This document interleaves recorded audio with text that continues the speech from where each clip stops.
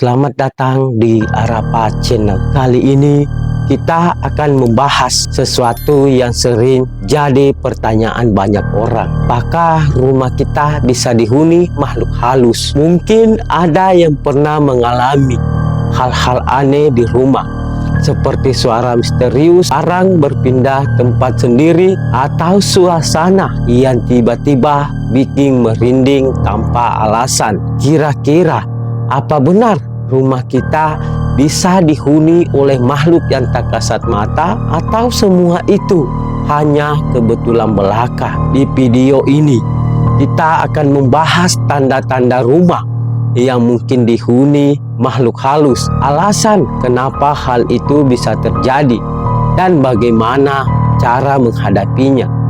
Jadi pastikan kalian tonton sampai habis.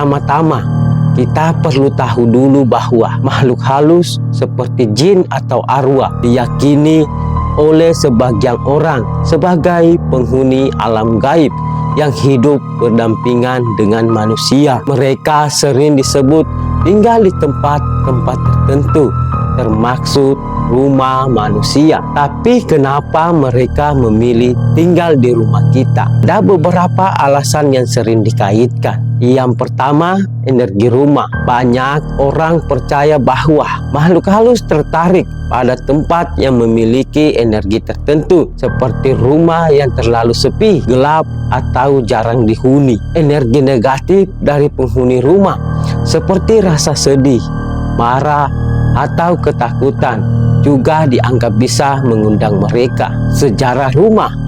Rumah yang memiliki sejarah kelam, seperti pernah menjadi tempat tragedi, kecelakaan, atau konflik, sering dikaitkan dengan keberadaan makhluk halus. Lingkungan rumah.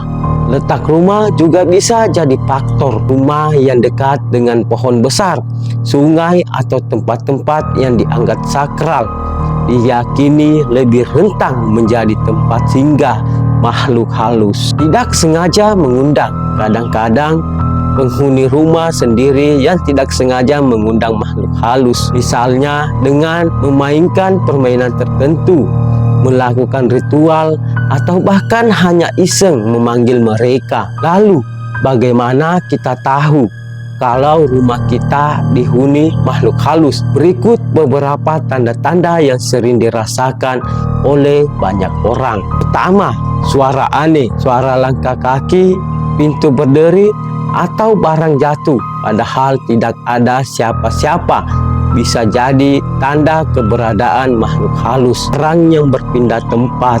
Kalau kalian sering menemukan barang yang tiba-tiba hilang lalu muncul di tempat yang aneh, itu juga sering dianggap tanda ada penghuni lain di rumah. Hewan yang bereaksi aneh. Hewan seperti kucing atau anjing kadang bisa melihat atau merasakan hal yang tidak bisa dirasakan manusia. Jika mereka terus menatap atau sudut ruangan, tiba-tiba bertingkah aneh, mungkin ada sesuatu yang mereka lihat. Suasana rumah yang berbeda.